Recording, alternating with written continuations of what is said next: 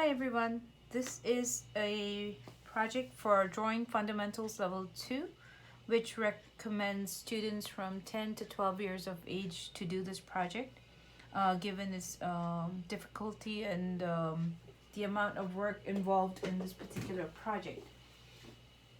So we will be working on this particular bug, and the paper that we plan to do it on is this one here. It's a paper that we got of musical notes. It's that we had done a photocopy of, and we transferred it to a drawing sheet so that we could work off of it. But it makes for a very interesting composition when art is put on a different background and not just a plain piece of paper. And so based off of that, that is what our effort is.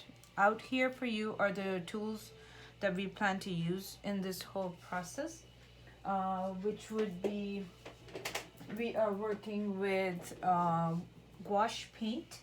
And as you can see, my gouache paint company brand is Reeves. We'll be using those. We have brushes, our paper to work with, pencil, a 6B, and I also have a black colored pencil that I might just use based on which part of the bug I plan to draw. So just pause for a minute there. The name of this particular bug is called a Scuttleridae. Scuttleridae. 450 species of this bug, close to the stink bug family, can let off an odor, tends to feed off of plant juices from a variety of different species. That's the gist of this particular bug. And now for us to get moving with our project. So move everything off. Our reference picture stays here, and this is going to be our main picture that we'll work off of for you to see. For step one, do your drawing. So in the situation of any kind of a bug, you always want to talk about balance, the left and the right side of the particular species. Start very simple and easy. Notice that you want to make the antennas and fit them into the paper. You have legs that spread out from the body, from the top, the sides, as well as the bottom. So plan yourself to where you leave enough room after you make your first marker to get this done. So slide yourself down, not halfway. Halfway would be here. Gonna go a little bit higher. I'm gonna start with a basic straight line for where the head is going to sit. So this is my basic line where the head is going to sit, and I'm trying to make sure that it shows up on the video for everyone to understand. Spread outward and spread outward. Simple and easy so far. Bring the body parts in. This is the upper body of the bug that we are drawing. So slide them in just a little bit and level off. So whenever you're drawing something for the first time that you've never done before, pay attention to small changes in the lines and the outlines. That's what makes or breaks for the picture to match up to your subject. This becomes the body at this time. Now, we know that we want to draw the back end of this bug. A lot of times students don't know how to assess as to what to do. Take your pencil, place it on the bug's upper torso, and then count out 1, 2, and 3 almost. So now measure up your drawing. So I've got my marker is about that much. I'm going to place it 1, 2, and 3. And I know that the end of the bug's body is going to be this one right there. So this is where I'll draw me a line. I'll make sure that I'm dead in the middle. So it's for balance again. And now I'm going to bring a curved line down to connect to my bug. Right there. This makes for the bigger part of our body. I went in a little bit. I'm going to draw a second, and I'm going to use this part to create a shade effect right there. But I wanted to use the line to the outside versus the inside. So these are another few ways in which, as you draw something, and you realize that you want to go somewhere else, it's as simple as making an additional line, but knowing that you can fix it. Now, add a third line from the very corner. You remember when you made the top of the upper torso, you go to this corner right here. Pull the line to the middle of the lower body, not all the way to the end. So you're going to finish off here. You're going to finish off here. Now, next step, the head. When we look at our head, we do see that we can see the eyes very prominently. So we're going to make a curve where we're going to anchor the eyes, and we're going to make the curve on both sides for our bug. Going to create the eye itself by adding 2 lines. Now notice that the tip of the face goes much further out, so we're going to add a line to the center, our pointer, and we're going to drag it down. There we go. That gives us our head. Those are our 2 eyes, body, and then we have the lower body. Now it's time for us to start adding in our antennas and our legs and all the rest of it. So we start from over here. So this is your eye. Go a little bit higher than the eye. The antenna breaks into 3 segments right there. So you're going to go 1, 2, 3. Do the same on the other side, and what you could do is start off by making a section at a time. 1, 2, and 3. Check for yourself if you like the length of the second one, and then go ahead and bring it back in to close and connect up the whole antenna into one piece. There you go. Next, we're going to make our legs. So from here, it's going to be 2 sections out.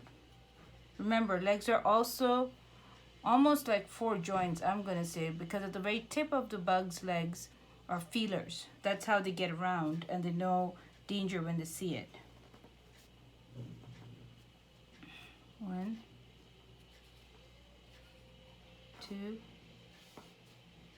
3. So you look at this. Connect. Make sure you touch the rest of the body. Connect, and then connect up. And then you have your feelers right there. So again, apparently based on the photograph that we've got, we're going to go, so notice mirror image. So if you put a mirror between this, it's a mirror image on both left and right that you're working towards. So it's a very easy challenge to kind of figure out. And feelers. Next leg, come down the body over here. You're going to add in 1, 2, leg down, leg down. Always address both your left and the right sides of the body. Don't rush into saying, well, I'm done.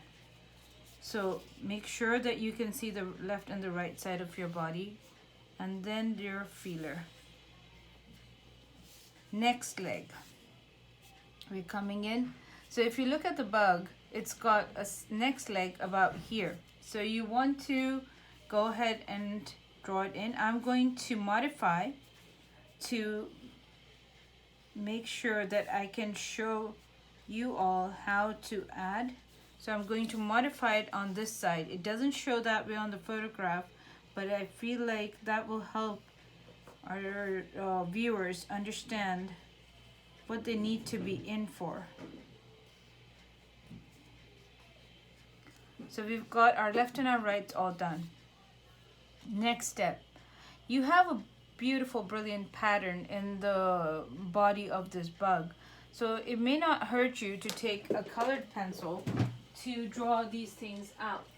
Why? Because then as you start doing it, start putting color to your picture, you don't want to feel lost.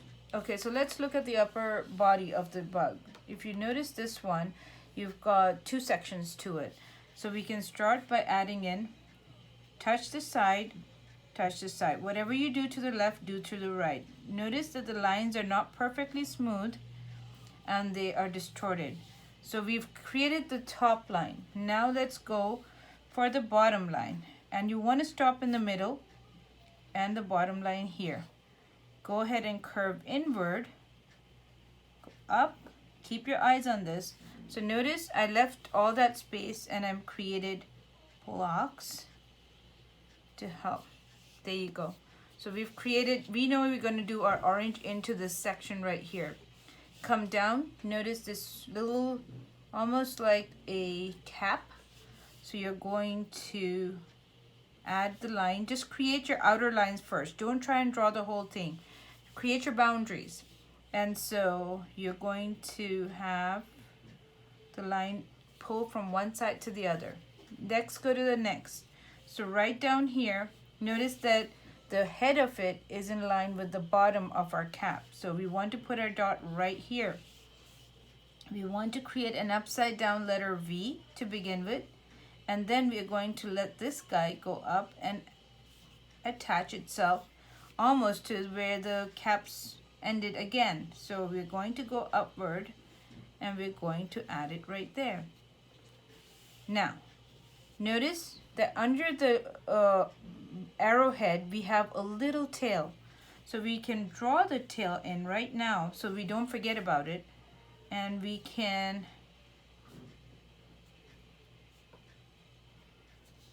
pull the lines.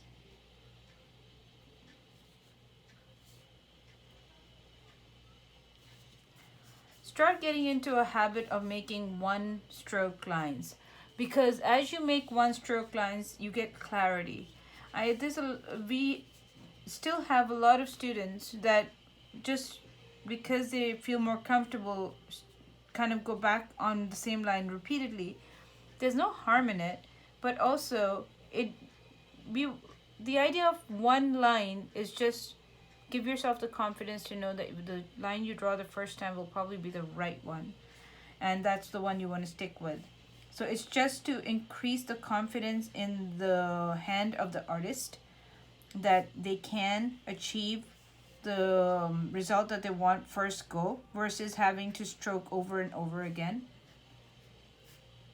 because it doesn't benefit the picture, plus it gives you more lines to deal with than you may actually need. So things to think about. So as you build your strength in drawing and everything, try to encourage yourself to draw in a single stroke, so that you don't feel like, what, I don't think that's what I wanted, whatever. But this is the basic drawing right there for our scuttle bug. Here you go. So here we are. Now we're going to go into our colors. Like I said, we're going to be using our gouache paints. When you look at this picture, you see a brilliance of some gold here. There's a lot of dark into various spots of the beetle, but even the red orange is in light tones and dark tones. So these are things that you want to watch for. You don't have to feel like everything has to be one solid color. Number one. Number two, let's start. Let's get ourselves a little bit of our gouache orange to begin with.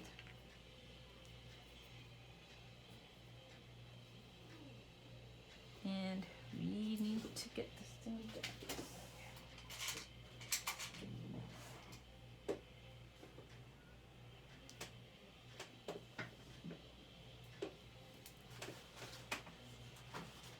Going to go ahead and push out.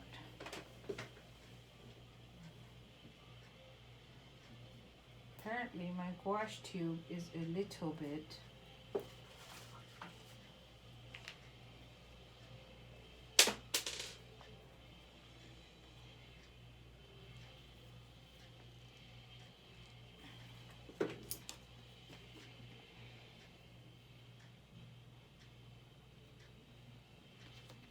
going to go ahead and lay my orange in here, and a little bit of water would help me to kind of get that into a movable situation. So hold on. I'm going to go ahead and look for a new one.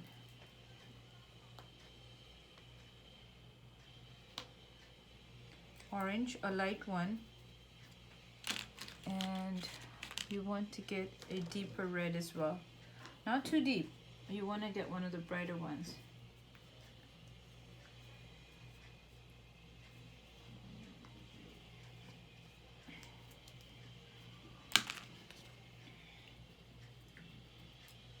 Take your orange. Take enough water, but don't overwater it down. So you want to go ahead and put it in here. The reason for using the gouache paints is because you want those musical notes and the paper that you're working on. Other backgrounds that you could possibly consider using to have a similar effect would be newspaper, a magazine, something or the other, but magazine has a glossy finish typically, may not let your colors move as you want them, and they might just pocket up. So you might, but newspaper works really, really well. Trick is not to oversaturate. So you spread out your the lighter color first. Please take your time, because given that you're working with two very diverse color tones, you don't want to feel like, well, it got away from me. I guess it's probably supposed to be that way. No, it's not. We want to give ourselves room to explore. Yes, for sure, all the time. Take a little bit of your darker red and only put it into the pockets and the parts where you see it being stronger. So I see it being stronger as you're watching onto these parts. I'm not placing it into the sides or the bottom. I'll clean off my brush. Take a clean brush with just some water in it and merge everything together to blend. But I'm not going to blend all over, because